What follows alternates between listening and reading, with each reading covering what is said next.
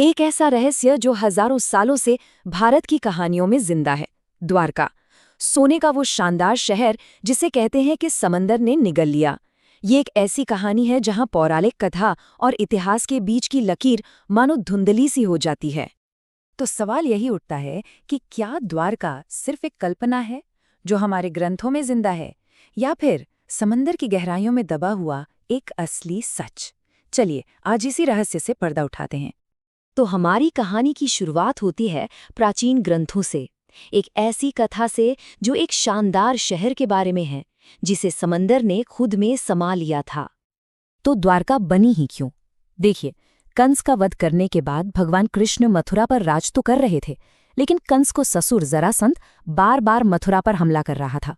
तो अपने लोगों को बचाने के लिए कृष्ण ने एक नया अभेद्य किला बनाने का फैसला किया, और वही किला था द्वारका, भारत के पश्चिमी तट पर एक ऐसा शहर जो सुरक्षा और समृद्धि का प्रतीक बनने वाला था।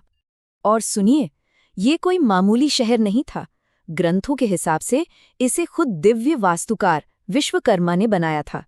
जरा सोचकर देखिए, आज के गुजरात के पास बसा हुआ ये शहर, जिसमें सोने, चांदी और कीमती पत्थरों से बने 7 लाख महल थे। मतलब ये वाकई में सोने का एक ऐसा शहर था जिसकी चमक और शान की कोई मिसाल ही नहीं थी। लेकिन जैसा हर महान कहानी में होता है, इसमें भी एक मोड़ आता है। कुरुक्षेत्र का युद्ध खत्म होने के बाद एक श्राप ने इस सुनहरे शहर की किस्मत पर हमेशा के लिए एक मोहर लगा दी। अपने 100 बेटों की मौत से टूटी हुई गांधारी ने दुख और गुस्से में कृष्ण को श्राप दिया कि जैसे मेरे पुत्र आपस में लड़कर खत्म हो गए, ठीक वैसे ही तुम्हारा यदुवंश भी खुद को ही नष्ट कर लेगा। और कृष्ण ने ये श्राप स्वीकार कर लिया, क्योंकि वो जानते थे कि ये नियति का ही एक हिस्सा है।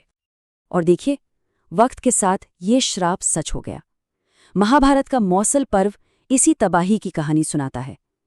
सबसे पहले यादवों में अहंकार आ गया, फिर एक त्योहार के दौरान नशे में हुई एक छोटी सी बहस ने एक खूनी लड़ाई का रूप ले लिया, और आखिर में उन्होंने एक दूसरे को मारकर अपने ही वंश को खत्म कर दिया।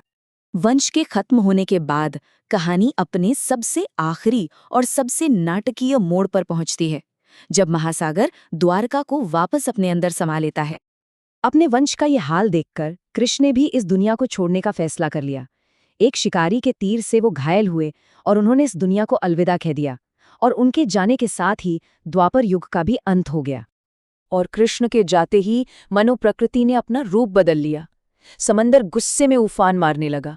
एक के बाद एक विशाल लहरें उठीं और उस शानदार शहर को अपनी गोद में लेने लगी। महल, मंदिर, गलियां, सब कुछ हमेशा के लिए पानी के नीचे चला गया। सदियों तक ये बस एक कहानी ही तो थी, एक लोक कथा। लेकिन क्या हो अगर ये सिर्फ एक कहानी से कहीं बढ़कर हो? तो चलिए अब कथाओं से निकलकर विज्ञान की दुनिया में चलते हैं और देखते हैं कि समंदर की गहराइयों से आखिर क्या सबूत मिले हैं। अब देखिए, इस खोए हुए शहर को ढूंढना कोई आसान काम नहीं था। इसकी शुरुआत हुई 1983 में, जब भारत के नेशनल इंस्टीट्यूट ऑफ ओशनोग्राफी यानी NIO ने पानी के नीचे खोज शुरू की। 80 और 90 के दशक में द्वारिका और बेट द्वारिका के तटों पर लगातार सर्वे किए गए। ये 2 दशकों से भी ज्यादा की मेहनत थी, जिसका नतीजा ये हुआ कि 2007 तक आर्कियोलॉजिस्ट के पास सबूतों का एक ऐसा खजाना था जिसे नजरअंदाज करना नामुमकिन था। तो उन्हें मिला क्या? समंदर की गहराइयों में उन्हें अच्छी तरह से तराशे हुए पत्थर के ढांचे मिले, बड़े बड़े खंभे और दीवारें, सैकड़ों पुराने पत्थर के लंगर और एक पूरे बंदरगाह के सबूत। ये कोई कुदरती चट्टानें नहीं थीं, ये एक पूरे सुनियोजित शहर के सबूत थे जिसे इंसानों ने बनाया था। लेकिन सबसे हैरान करने वाली खोज तो अभी बाकी थी।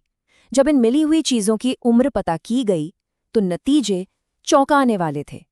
ये सारे अवशेष लगभग 5000 साल पुराने थे, और ये ठीक वही समय है जब महाभारत की कहानी घटित हुई मानी जाती है।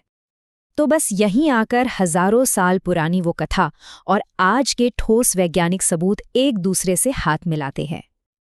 आइए इसे आमने सामने रखकर देखते हैं। कथा कहती है कि तट पर एक महान शहर था और पुरातत्व को एक प्राचीन शहर के ढांचे मिलते हैं। कथा कहती है द्वारका डूब गई और अवशेष पानी के नीचे ही मिलते हैं। कथा कृष्ण के युग की है और अवशेष भी ठीक उसी दौर के हैं। जब इन दोनों को साथ में रखा जाता है तो ये समानताएं हैरान कर देती हैं। ये सिर्फ एक इत्तेफाक तो नहीं हो सकता है ना? तो इस खोज का मतलब क्या है? पहली बात, ये हमारी पौराणिक कथाओं और हमारे इतिहास के बीच एक पुल बनाती है। ये हमें बताती है कि हाँ, प्राचीन शहर सच में प्राकृतिक आपदाओं की वजह से समंदर में समा सकते थे, और ये महाभारत काल की ऐतिहासिकता को भी और मजबूत करती है। द्वारका की कहानी हमें एक बहुत बड़े सवाल पर सोचने के लिए मजबूर करती है। ऐसी और कितनी पौराणिक कथाएं हैं जो असल में वो इतिहास हैं जिन्हें हमने अभी तक खोजा नहीं है?